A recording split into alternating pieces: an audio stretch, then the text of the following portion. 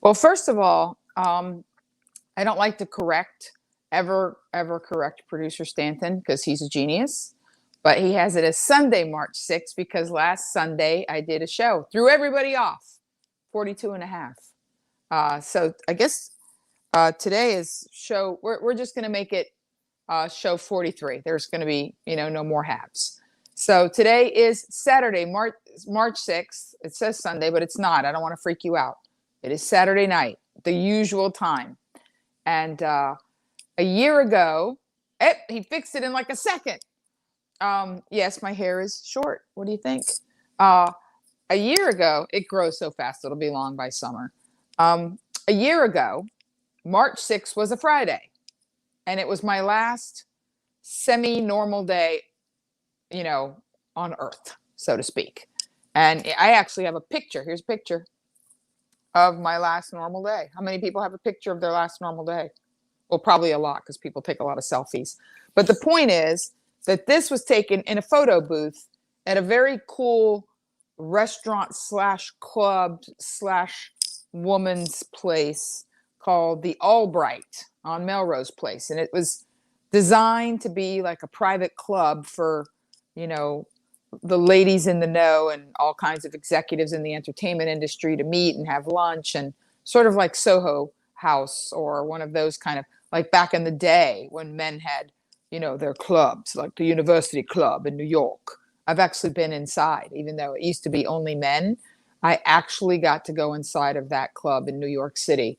And I've got to tell you, it like you can like smell history, money, and hoochies.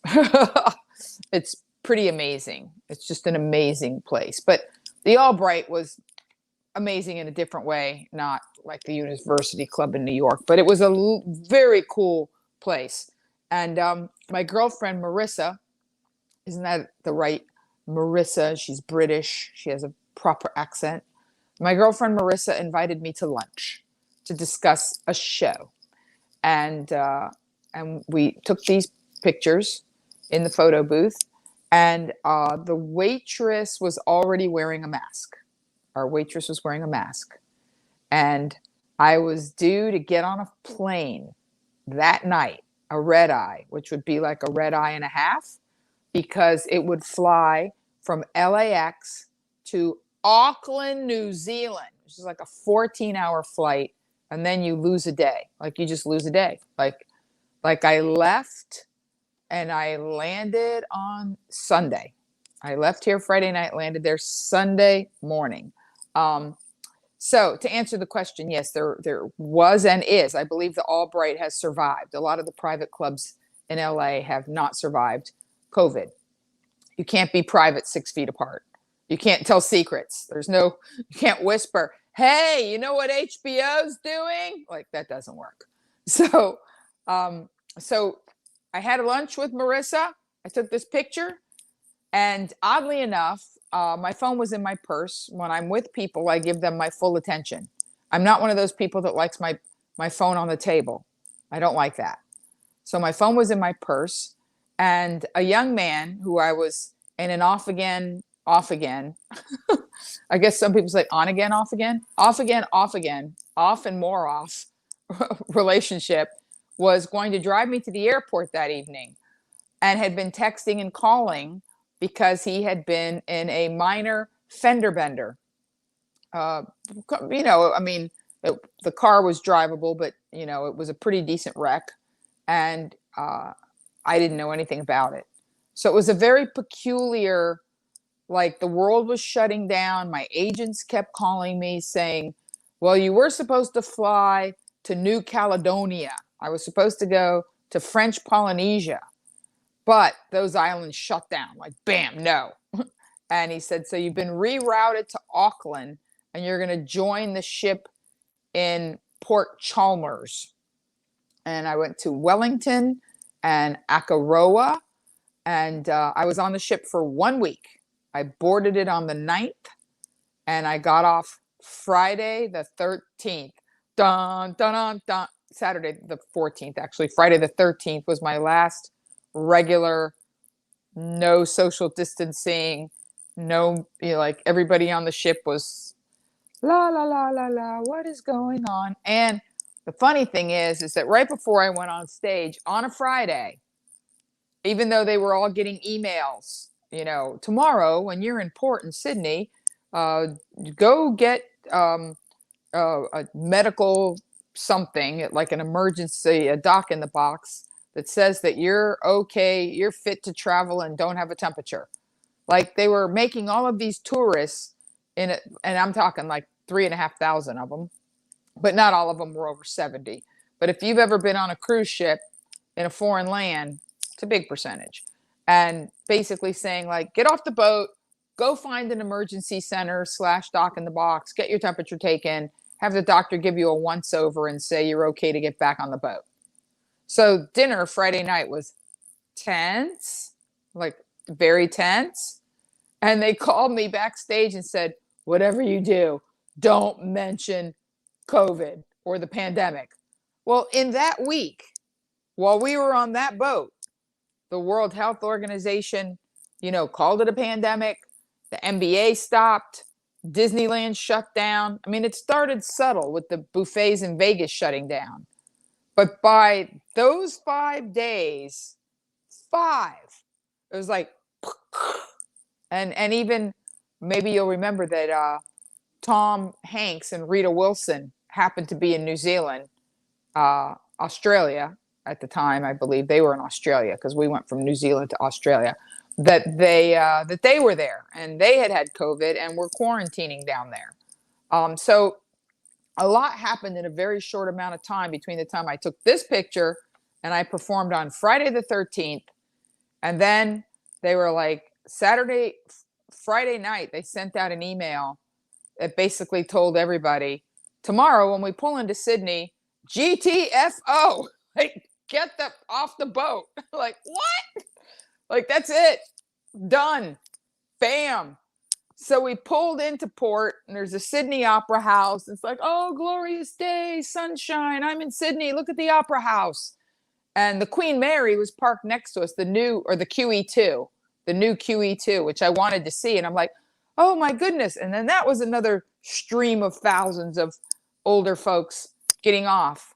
And it reminded me, there was a very old song by the Moody Blues called Forever Autumn. And it's sort of like the War of the Worlds meets, it's a really cool song, Forever Autumn. Those of you that are sci-fi nuts and like psychedelic rock, there's about 10 people that will watch this video and go like, I remember that song. And it had spoken word in the middle about the aliens and people boarding ships, like the aliens can't follow a ship. But I digress. So here we are, Saturday morning, the 14th of March in Sydney, Australia. And they've just told everybody on 2 giant cruise ships, figure it out. Lucky for me, I already had a hotel room because I was supposed to stay in Sydney overnight because things were changing that rapidly and join the ship when it left again. So I was like, okay, I'm good with that. So I spent three days in Sydney. I was there 14, 15, 16. I left 17th in the morning in what felt like a bank heist. Like I didn't know what to do. Like the ship was not leaving again. And I'm in Sydney and I haven't been paid. And I'm in a hotel, thank goodness, that was prepaid. And I get a knock on the door at 3 a.m. Like 3 a.m. And they said, get to the airport. First of all, the guy knocks on the door. He goes, room service, 3 a.m. I'm like, I didn't order room service. He goes, no. I have a message from downstairs. Someone's trying to call you from Miami, Royal Caribbean. They basically said, get to the airport as fast as you can. So I packed. I didn't even throw on makeup. I was frightful. I went to the airport in Sydney looking like a Korean man in drag. And I'm not proud of that. It's just fact. And I remember having a peculiar and tense conversation with my Uber driver and wishing him luck on the other side of this, whatever this was, whatever we were facing. And the airport was empty. So I boarded a flight from Sydney to Brisbane, and that was the last flight out. The one from Brisbane, whatever you want to call it, to LAX. Done. Like, scene. I had an aisle seat on a 747, Virgin Australia, packed, every single seat. And everybody looked terrified. Terrified. And this beautiful little Asian woman, mixed, Eurasian, whatever she was, and her ancient husband, who was on the window, she leaned over to me and she said, do you mind if I wipe your tray and your seat down before you sit down? I was like, no, you can wipe me down. And I wasn't saying it sarcastically or ironically. I was just, I don't care, because I really didn't. And she lit up like a Christmas tree. She wiped my tray table, the back of my seat before I sat down. And then when I sat down, I just put my hands out because I figured, where are we going with this? And she wiped my hands. And then she was grateful that I played along with the plan and didn't act upset or angry or weirded out. And I could tell she was very upset. So I entertained her the best that I could on the flight, talked to her, and her husband was just kind of crashed against the, because what a lot of people don't realize is there's a lot of elderly people that buy these packages and they basically live on ships. They just live on them, on the biggest ships of Royal Caribbeans, the big ones, the biggest ones, which are what they call, sorry to make you choke, Monica, on the biggest ships, which are the Harmony, the Symphony, the Allure, and the Oasis, they have apartments in the upper floors. Like, there's a whole separate part of the cruise ship that's just for, the fancy people. And they have a clubhouse up there. They have their own dining rooms, and some of them are apartments, and people pay 6 figures to live on ships. And they don't have to even stay on the same ship. Like, if they decide they want to go to another ship, all they got to do is pack their stuff up in a bunch of suitcases and they get moved to another ship, and they just go like that.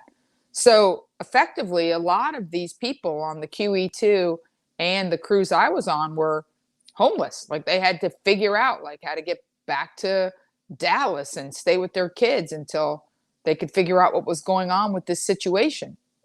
And it was interesting. I remember calling my friend Dan Paul, because my phone worked perfectly in Australia, and just taking pictures of the leaderboards of all these flights canceled, and everybody just the snack bars empty and nobody there, and people just kind of huddled waiting to board that last flight.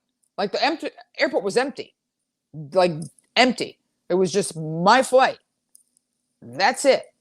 And I have photographs of all of this, and someday producer Stanton and I'll put together some little something, because we took pictures at the beginning of all of this. I said, we're going to want to make some sort of mini documentary about sort of this, not just how it affects me as a comedian, but as a human, as a person who notes things, who discusses things, who shares things.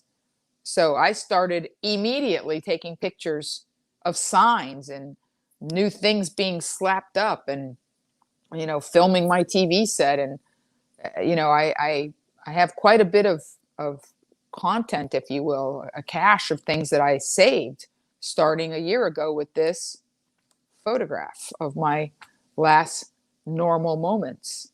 And the off again guy had to drive me to the airport in my car, which was fine.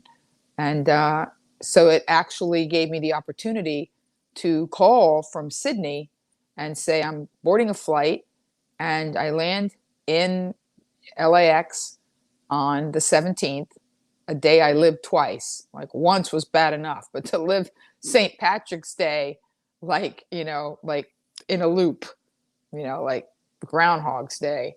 So I boarded the flight, and then I called, and I landed at LAX at about 6 o'clock in the morning on St. Patrick's Day of last year. And there was nobody there. The airport, it was ghostly, ghoulish. I took pictures. It was like zombie apocalypse. And everybody was misinformed. People were like, there's going to be hours to get through customs, and they're going to take your temperature, and they're going to give you shots, and they're like, nobody knew anything. And I get to the airport and I go through, obviously, because I travel so much, I have that thing where you just put your hand down, global entry. I go through global entry, and there's just a dude that clearly doesn't want to get near anybody wearing a mask saying, okay, self-quarantine for 14 days. I'm like, self-quarantine for 14 days? I'm getting the feeling I'm going to be locked in my apartment for a very long time.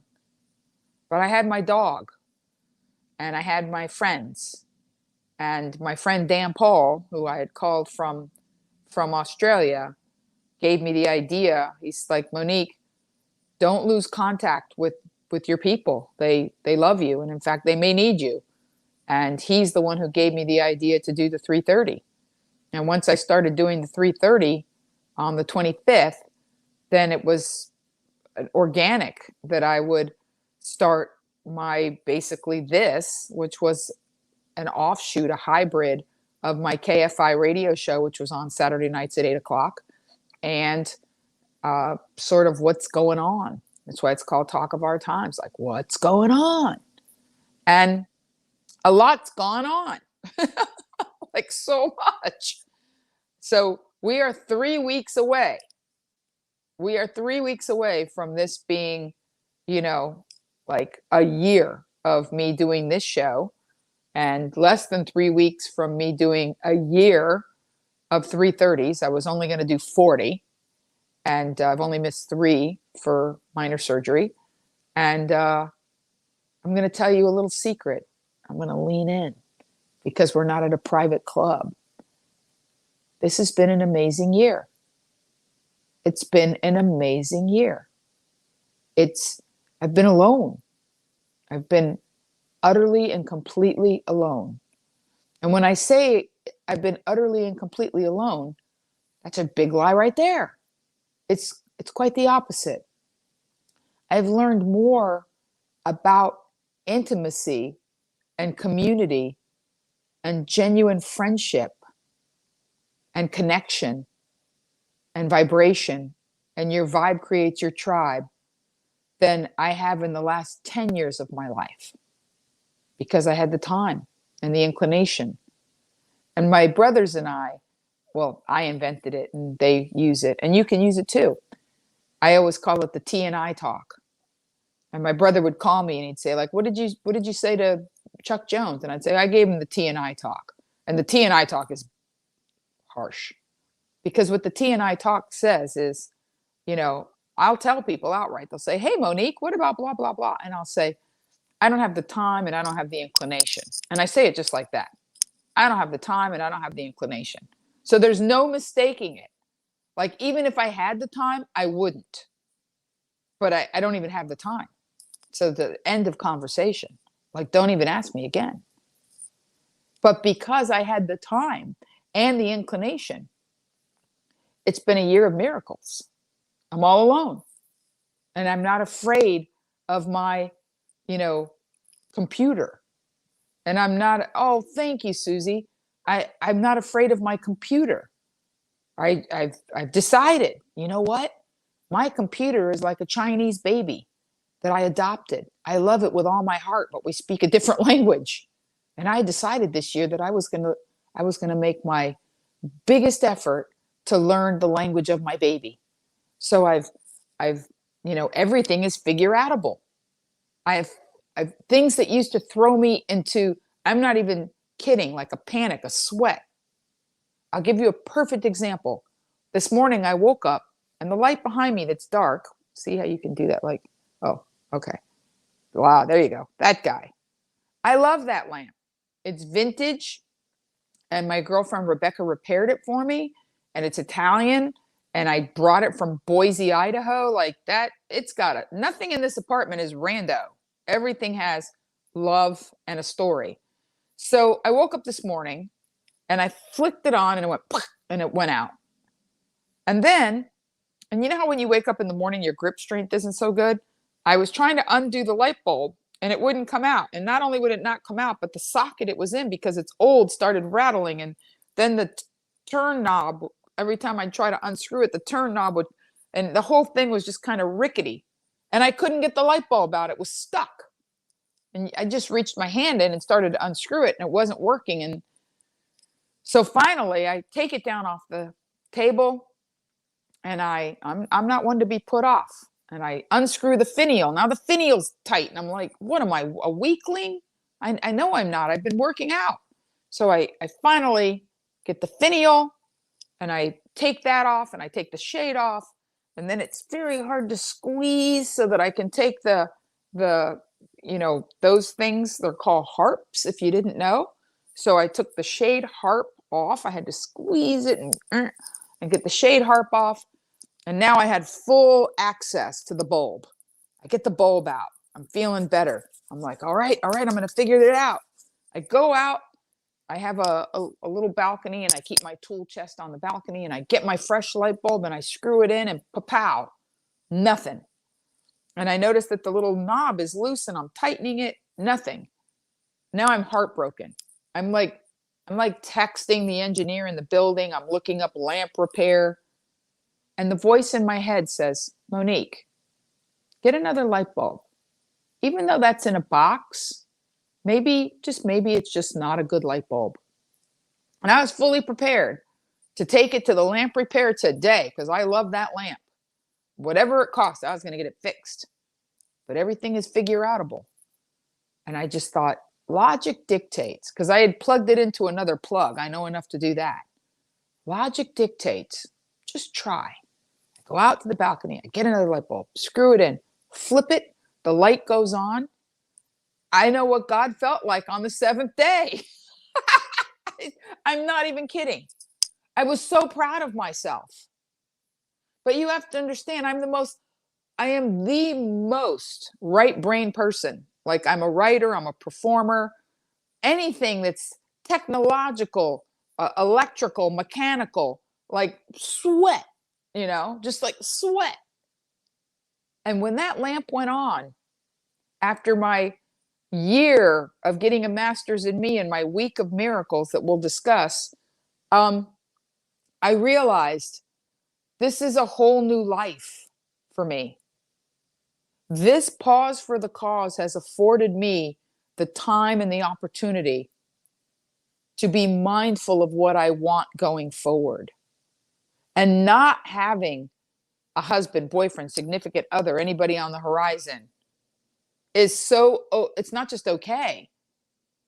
I am dwelling in all kinds of possibility, because maybe on some level it was the old Groucho Marx. I wouldn't want to be a member of a club that would have me as a member. Maybe I've always had extreme challenges in my relationships, because deep down inside, the people that I should have been with, I had a healthy mistrust of, because in my own heart, I didn't have the belief or the confidence to allow myself a relationship with a better person. Now, that's not to say that the people that I've been with are bad people. They just weren't suited to me in so many ways. And it's so obvious to me over the last year that I've spent organizing books and scrapbooks and manuscripts and all the things that I want to bring to you, and that I will continue to layer on to the 330. And I'm not making you empty promises. This is all being worked on. Those of you who saw the 330 yesterday saw that Sound Guy Tony was over, because we're figuring things out. I realize a lot of people aren't on Facebook. I've said it time and time again, and I want to figure out a quick and easy way to simulcast at least a few 330s a week, the good ones, the important ones. And I will make that happen, because I can, because I fixed my lamp, because it's been a week of miracles. So, this is how I write notes for you guys. I've shown them to you before. This is literally the show. This is it right here. And so the first topic was the 28th, which was last Sunday. I wrote, you guys, afterglow of the shoot. So last Sunday, I did a show that, if you didn't watch it, it's only a half hour long. I don't believe I talk about any news events. And there's a lot of love in it. That's all I'm going to tell you. I'm pretty proud of it. But the most love came from the fact that I didn't want to miss a week. That if I could do the show in any way, shape, or form, I wasn't driving. I wanted to do the show. Just like today, and I'm going to skip around. Why not? I'll tell you about today. Today I did the 3:30 from a senior citizens home, like activity center, the Santa Clarita Senior Activity, something like that, in Santa Clarita, which is code for middle of nowhere, Bakersfield South. And I say that, tongue in cheek. It was lovely, and the place was lovely. But here's how the show went down. And I have pictures. I should probably send pictures to producer Stanton. Here's how the show went down. So you drive into the parking lot of the activity center, and I told them I was the comedian, and they said, go full around the parking lot and park behind the buses. Now, if you weren't the comedian, when you came in and paid, just like you were going into a drive-in movie, they gave you bells and cowbells, so that if you liked a joke, you could cowbell it up. Right? Oh my God. Okay. So there was quite a few cars, it was $20 for a carload, just like a drive-in movie. And I was 5 out of 6 in the lineup. Okay. And Bruce Baum, who's a pretty big guy, he used to write for Whose Line Is It? There's actually an episode of The Simpsons that he's himself in the episode. He's been in the business forever, and he's just a really funny, peculiar guy. So his name is Bruce was on the lineup, and Kevin Jordan, who had a show on the UPN, a sitcom. Like, this was a pretty good show, pretty nice lineup. And they built a stage. They had buses behind us as a backdrop, the senior citizen buses. They gave each one of us our own sterilized mic in a Ziploc bag to plug in and use when we went up on stage. And it's daylight, it's 3:15. I went on stage at 4:00 in the afternoon on a Saturday at a senior community parking lot. And I'm on stage, and I've got the mic, and it's loud. It's not like in a drive-in where they put people's, you have the speakers in every car. No, people had their windows down, and the mic was turned up loud. But we were in canyon country. There's nothing around, so it really doesn't matter. And they told us to work relatively clean, which I do anyway, unless I'm in a club and I know, let it go. I behave. So I'm on this stage, and I learned pretty quickly when it comes to comedy. It's what I do. And I realize there's a rhythm between you telling the joke and them deciding if they like the joke enough to ring the cowbells. And then the cowbells are going. And you can't start the next joke because it's not like laughter. You can't talk over cowbells.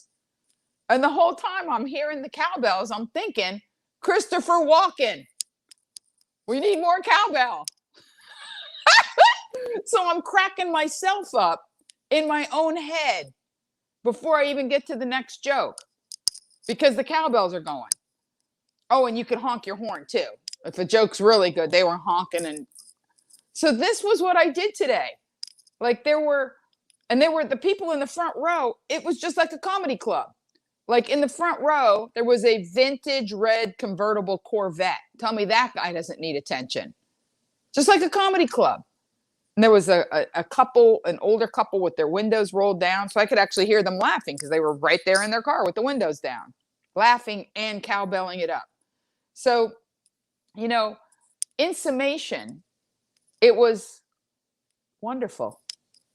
It was a new skill set. I actually got the rhythm of the cowbells, where I knew how to tell the joke within 2 minutes on stage. I knew how to make it work and use the cowbells to accentuate the funny. And it just reminded me yet again in this year of wonder how quickly we adapt as human beings, how fast we can flow in another direction if we see the value of flowing and growing in another direction. The key is, do you see the value? Is there a reason that you want to do something differently than you've ever done it before? And I'm here to tell you, for me personally, the answer is a resounding yes. Yes, yes, yes, yes. And I was reminded of this by one of Bruce Baum's jokes. Ridiculous. He's actually very funny. He said, my uncle, he's a cruel, cruel man. I'm paraphrasing. I'm not good at this, at telling other people's jokes. He goes, my uncle is a cruel, cruel man. He paved his backyard and then he bought a bunch of ostriches and then he scared them. Well, I laughed very hard out loud. The other comedians looked at me and I realized they don't get the joke because part of it is age, of the adage of don't stick your head in the sand.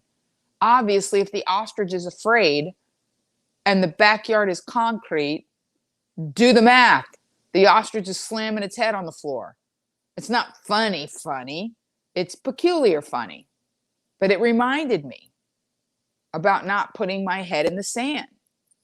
So, you know, last Sunday, I did the show because I didn't not want to do the show. I felt the need, not because there was an algorithm or I didn't want to miss or blah. No, because it's now a habit. You've gotten into my life. It's a thing. Like we have rituals and habits. We brush our teeth. We, what do you, think about what you do, what your rituals are. I wake up and then I lay in bed. I don't just jump out of bed. I lay in bed. I told you this before, so I'll be brief. I have a conversation with myself. How are you today? I'm happy. Do you love anyone? I love everyone. Is there anyone special? Nope. If there is, then I'll tell myself, like if I saw something that looked like it might, but late for a very long time, nope. How's your mom? Good. What do you plan to do today? It's going to be a good day. Some days I'll just tell myself it's free play. And free play means I don't have to do anything official. I can just be. I don't have to work out. I don't have to write material. It's free play is rare, but free play days are great. But even on free play, every day I give what I call God his hour. I have a dog timer, and it's a little clicker. And it's like an old-timey dog timer. And I set that timer for 1 hour. And I write stream of consciousness, mostly mindful observations of my relationship to the world, to the bigger picture way that I see things, the very big picture, the long con, if you will. So the second, which was Tuesday, would have been my dad's 83rd birthday. And my dad's birthday is always a special day. It's a day. I gave myself free play on the 2nd because A, it was my dad's birthday, and B, I spent last weekend under an enormous amount of pressure. I was like a frog on a hot plate because we were filming a sizzle reel / semi-pilot. We had to cover a lot of ground in 2 days, which is why I couldn't do the show last Saturday. But it was fun, and the producers have said I can share some footage, so there will be some footage on YouTube and on my Facebook page of things that I did, and I'm pretty excited about it. It was a wonderful experience. It had been a long time since I had been on a set, and everybody was checked, and everybody was social distancing, but there was a camaraderie. There was the normal set stuff, makeup artists, and the take two, which is really fun, and I was proud because I don't have to do a lot of takes. Usually when I do something, I do it in a few takes because I've practiced. I came prepared. So a couple of things happened this week, and that a friend of mine who I adore and have not seen in many, many, many, many years found me during COVID. And a lot of people are reconnecting because they have the time and the inclination. And I know what her political views are. I'm always the first one to say I'm not a political person, but it's so interesting how I have friends who sent me links to this very fast growing social media platform called Clubhouse, where you can hear people talking in real time. It's a conversation. and you can't talk over each other because of the way the technology works, and there's a moderator. And so I, I was invited, because you have to be invited to join Clubhouse. So I joined Clubhouse, and I have friends who are on both sides of the political aisle that are members of Clubhouse that are excited about it. Then a girlfriend of mine sent me one called Clout Hub, and I clicked on Clout Hub so that it shows you the app, and it says, "What is Clout Hub about?" And on the first page, this is their advertisement. This is what's supposed to get you to join.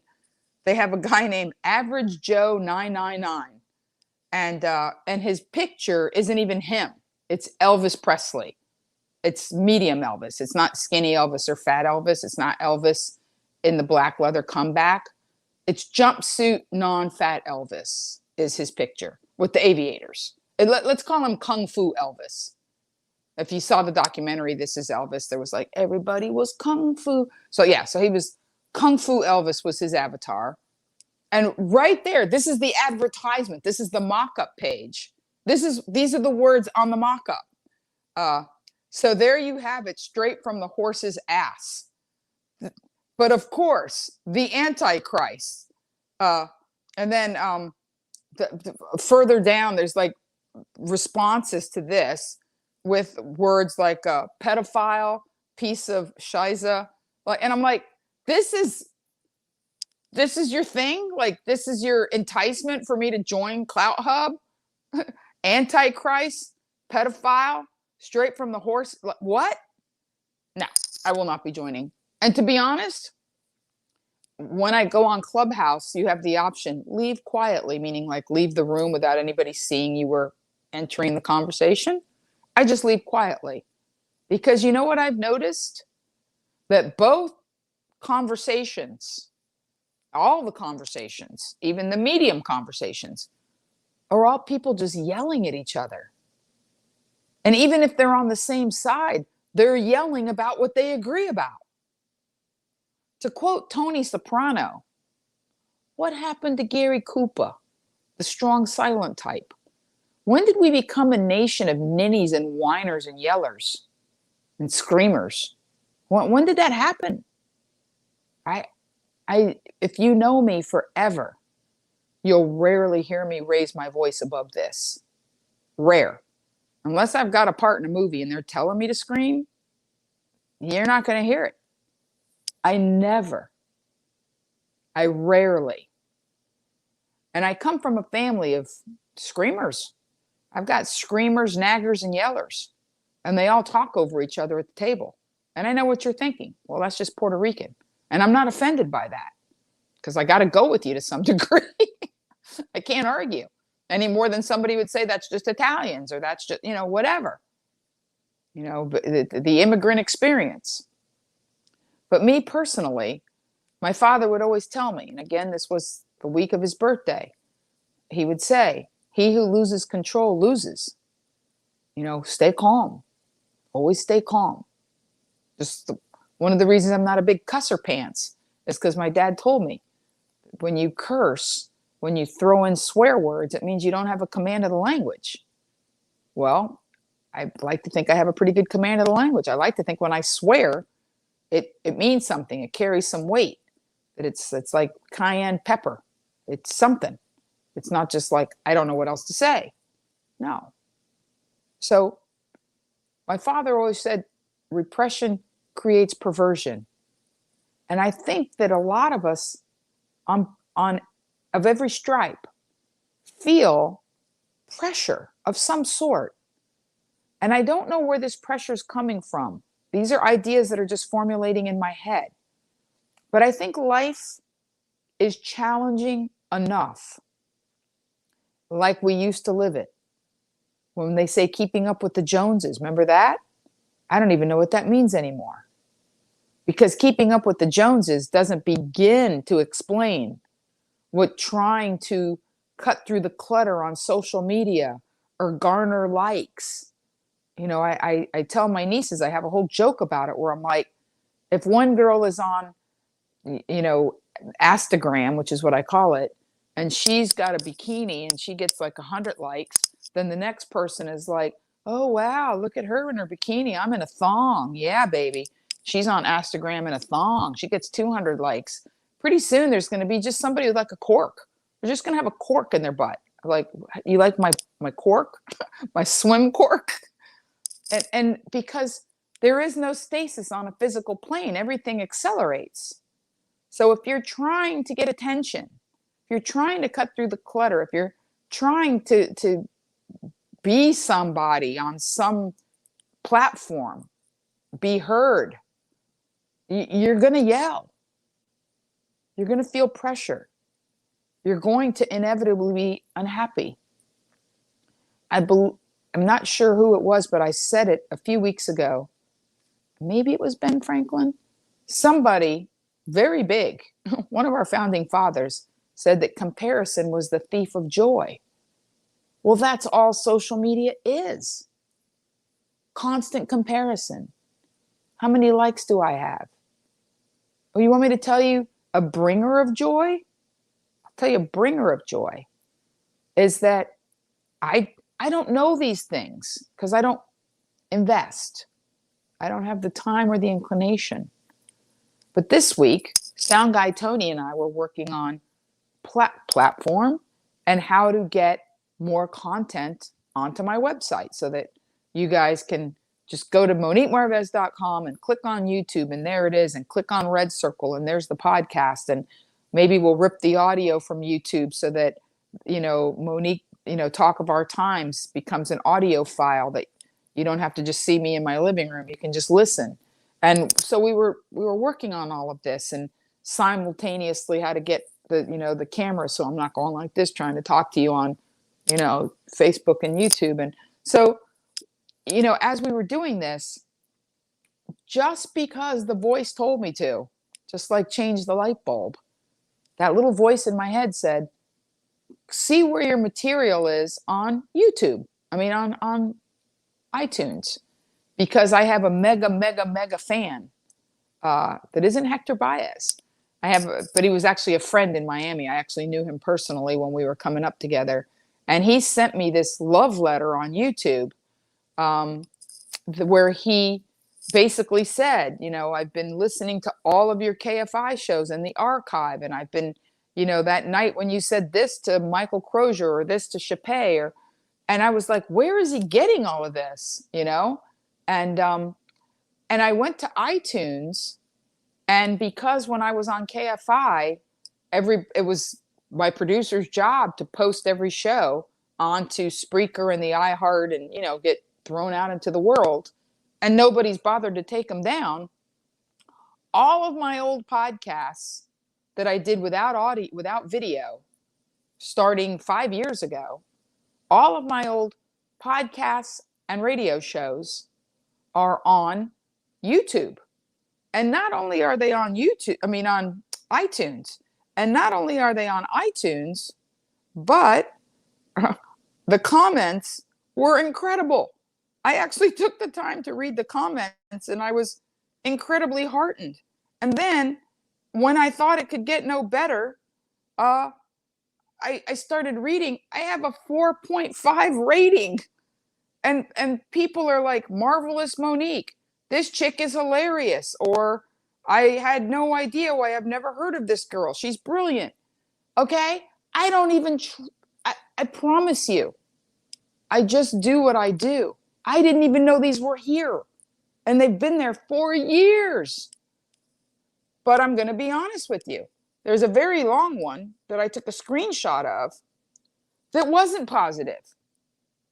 The person, and I can't tell what sex they are by their, you can post and have like a neutral, absolutely took me to task about not skinny, not blonde. Just took me to task, thrashed me. But they didn't thrash me. They were harshing on a system where they were saying like, this person, this comedian was, never mentions equity or parity or the workplace. Like again, I don't want to say it was a he or she because I don't know, was talking about a big picture play of equality between men and women and saying that I joke around about, and I'm not going to get graphic here, but, petting the bunnies and the little bees on the nozzle, I mean, those of you that have seen me live know I'm pretty open about, and again, I'm old school Latina. My father, who was a progressive guy for the most part, always said, Monique, if you take care of the man will take care of you. And that's been my philosophy. And I'm very vocal and open about it.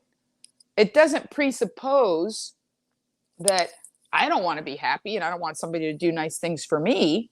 It's just my perspective. But they very much took me to task about that. Like, you're talking about pleasing a man, and men want 3 things, and, they want you quiet, in a good mood, and willing to lick them, which went viral.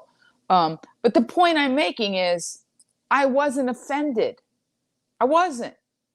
And what a miracle that I found it last night after the year of wonders. Because after I read this totally harsh review, and I would have been fine if it was the first one I read, but I read so many good ones, I thought, you can't talk about what you don't know. Before this year, I hadn't really contemplated what I want. I was always reacting. Sometimes I acted, sometimes I was mindful, but I just ran through open doors. My life has been a series of amazing, fortuitous flukes where I just go. A club opens, you want to come work here? Cruise ship, HBO, Showtime, just run, go, funnier, faster. And in this year, I started thinking about building a place that's ours, that isn't dependent upon one thing. That is, if Facebook goes away, I'm still on YouTube. I am in control of my content. My side hustle is not a side hustle. It's the hustle. And then it all comes from us. Then there's stand-up and television and film and writing and the lit cast, which was one of the things sound guy Tony and I, and obviously Stanton and I have talked about for a long time, how to bring the book to life as a separate show aside from this. Because even though I've talked for 48 minutes, I haven't even talked about the fact that the Prince Philip, who's 99, is in the hospital and he's been transferred to another hospital. And they say he's improving, but he's 99. And I had read, because I'm one of those people that cares, that the Queen at this time had no corgis because she did not want to burden her family with a dog that would likely outlive her. That's how considerate she is and how well she thinks everything through. So she's been without a dog for quite some time. And I read the news story yesterday that while she is very cast down about Prince Philip, she is pleased to have received 2 corgi puppies. So even though she's, I believe, 94 at this point, evidently she, maybe she worked it out, and William and Kate were like, hey, don't worry, Granny. If and when you go nips up, not if and when she's going to go, but it could be, who knows? The Queen Mother died at 101 years old. She outlived her youngest daughter. The Queen Mother outlived Princess Margaret. If any of you watched The Crown, that was the drinky pants good one, fun one, played by Helena Bonham Carter.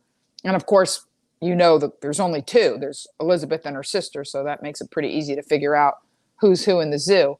But her daughter Margaret died of being a drinky pants.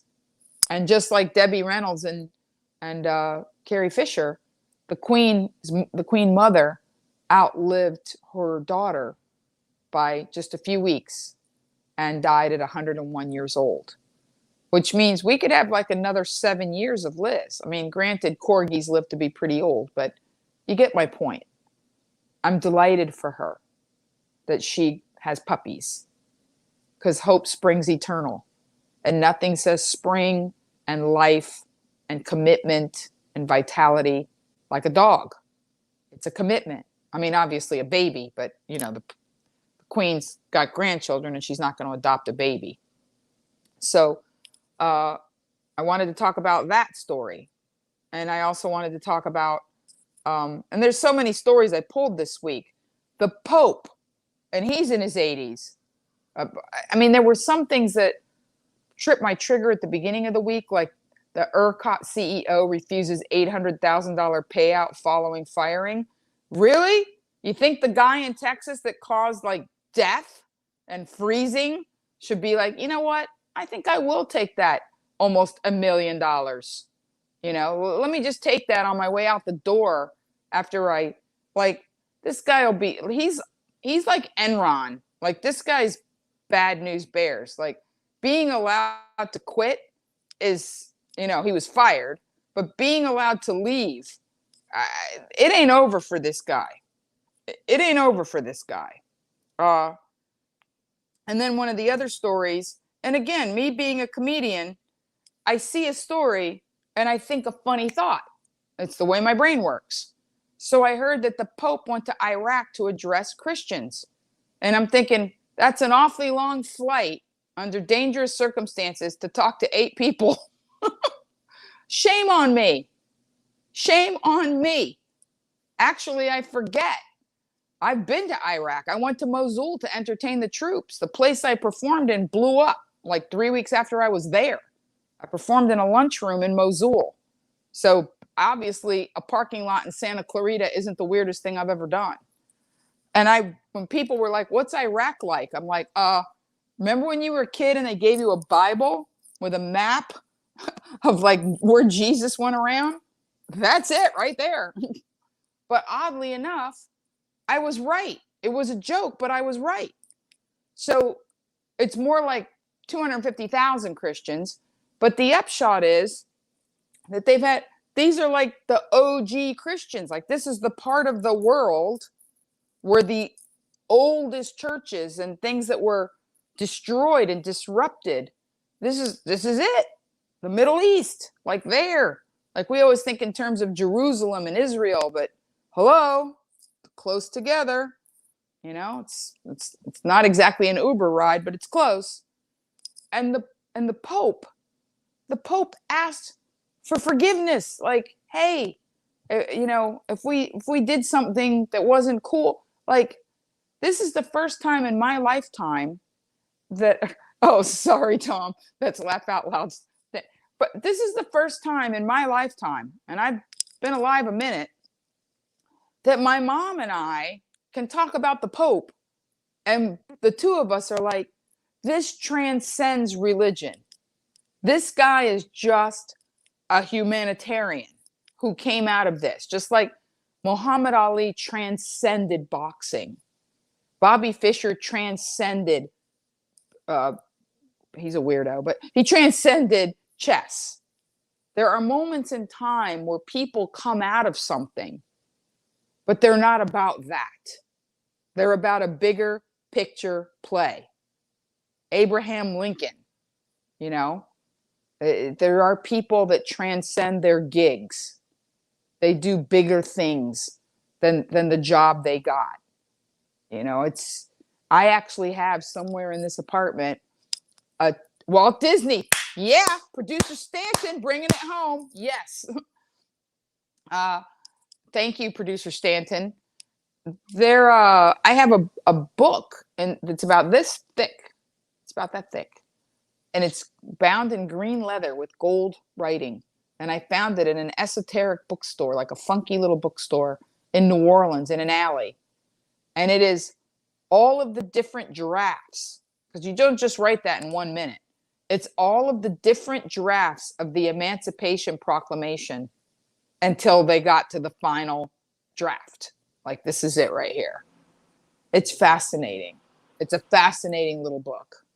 And I treasure it. And, you know, again, it transcends, like, I'm the president. This is a big thing. All right. Now I'm going to share something very interesting, which is Wednesday was March 3rd. And March 3rd is my friend Michelle's birthday. And I have this sort of like, I call it cycles of 7. I've lived my life in concurrent cycles of 7. And every 7 years, your body changes out all its cells, right? That's just what happens every 7 years. And I had another good story about a dog, but I can do it next Saturday. This is it in a nutshell. There was a German Shepherd that weighed 100 pounds and was a problem. And she was in a special shelter in New Jersey, Bergen, because, this is like the last place. This is like, okay, this is where we send the problem dogs that may not get adopted, but we don't really want to euthanize them. We don't know what to do. So a handicapped guy adopted a 100-pound German Shepherd female dog that was problematic, that didn't like men. But he's like, I got to take this dog home. Something inside of me is telling me to take this dog home. We'll get back to cycles of 7 in a minute. And he takes the dog home and proceeds to have a stroke. Now, the dog is tracking him. The dog knows him. The dog loves him because the dog was rescued and he showed it love. And within days of adopting this problem child 100-pound female shepherd that doesn't like men, he gets out of bed, he collapses, throws his cell phone across the floor, can't reach it, and is having a full stroke. And because of her size and her strength, he was able to hold on to the dog in her collar, and she dragged him across the room to his phone. And he was able to, with the last energy in his soul, dial and get help. And ever since that incident where she saved his life, he was having a massive stroke, the dog tracks him and takes care of him and sleeps with him, and they lived happily ever after. So that's a great dog story from Bergen, New Jersey. And you don't need to know the specific names of the dog, although 100 pounds is a big shepherd. We have one in my building named Wolfgang. He's about 110. That's a big dog. I would not want to adopt a dog that big that didn't like me. But then again, it would like me pretty fast. Back to cycles of 7. So for some reason, there's some cycle in me where I make a decision like, I really want to do this. And I'm wholeheartedly in, right? And I say that these are the words. I go from believe, like I really, really want it. And then there's that time, which I call the deceive time, the doubt time, the work. Because the work isn't doing the work. It's never about writing a book or, animating something or making a film or whatever you do. I know Hector does some things, and my friend Jose, and I've got friends that do all kinds of stuff. And it's never about the work. It's about keeping the devil of doubt, that wedge between what you want and what you believe, just like doubting, just splitting you away from what you love, just like a wedge. That's what I call it, the devil of doubt. So from the time I declare during the work, which really is just staying in faith and fighting doubt, to the time I get it, seems to be about 7 years, But they're always big things, like I want to be a comedian that does this, And they're concurrent cycles of 7. It's not just 7. And 7 years ago, March 3rd, I spent the day with my girlfriend, Michelle, because it was her birthday.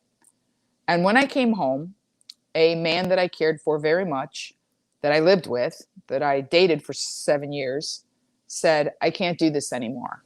And I had told him, if you ever don't want to be with me, don't lie, don't run around, don't cheat, don't talk about me behind my back to other people. Just say, I can't do this anymore. That's the safe word. I can't promise I won't cry, but I won't fight back. I won't ask you. I'll respect that you did what I asked. So as soon as he said, I can't do this anymore, I felt like I was falling into like a net. But I heard the voice say, I've got you. The voice, I've got you. Just let go. So I just felt myself falling. And I looked at him. I said, well, how do you think this should go down? Like, I'll move tomorrow. I'll call a mover. And he was like, because it was his condo. And I was helping him. And he said, no, you don't have to move. I just wanted you to know that I don't know how much longer. Well, I'm being honest. It came down to the fact that he couldn't afford to live in his condo without me paying part of his mortgage. And it was March 3rd, and I was about to pay the rent. And he said, well, I didn't want you to just go. I just wanted, and I knew there were so many things going on in my head. And I said, I'll just give you the money. He said, I can't take your money and make you move. I said, I'll stay for 1 month under one condition. He said, what? I said, we act as normal as possible. He said, okay. And then I went in the living room. He said, please don't go sleep in the other room. I'll think you're angry at me. I'm like, I'm not angry at you. And I went in the living room and I slept like a baby. And I didn't cry. Because I knew something. I didn't know what, but I knew something was going to happen. I knew something different and better, because it's always better, was going to happen. And I was there for a month, and then I left. And I barely talked about it on KFI. I barely talked about it to you guys. And I loved him very, very, very, very much. But it was okay. And it was 7 years ago, March 3rd. I had spent the day with Michelle, and when I got home, he said, I thought you were going to come home earlier. I said, why? He said, so I had something to talk to you about. So after a while, when everything kind of settled down, I said, what would you have said to me had I come home earlier? And he really didn't have an answer, because all he had to say was, I can't do this anymore. And I said, why didn't you break up with me yesterday? You had all day to talk to me. It was Sunday. It was a Sunday. March the 2nd, 7 years ago, was a Sunday, and we had watched 12 Years a Slave, which was a great movie. And he said, because I didn't want to break up with you on your father's birthday. So Michelle was like, oh, great. So he ruined my birthday. But he didn't ruin anything. Because 7 years later, I can look all of you straight in the eye and know that I know the best is ahead for me. No, that wasn't Dog of Satan. This was a good guy. That was Dog of Satan was 21 years ago. Cycles of 7. That the best is yet to come for us, for our tribe. That we don't yell and scream at each other. That we understand connection. That most of us love dogs, maybe all of us. You know, Producer Stanton has a cat, so let's just say animals. That we get something. That we're not just wasting the pause for the cause. We're using it for something. I believe that. I know that I am. And I believe like kinds attract. And until next Saturday night, where I have new dog stories. And for whatever it's worth, I hope Prince Philip and the Queen and the Pope are all doing well. Until next Saturday night at 8 o'clock, I leave you with, well, I have a comedy show, but I think I can still do this from somewhere in the parking lot. Until next Saturday night, love hard, forgive harder, and get as happy as you can, as fast as you can. Bye, guys.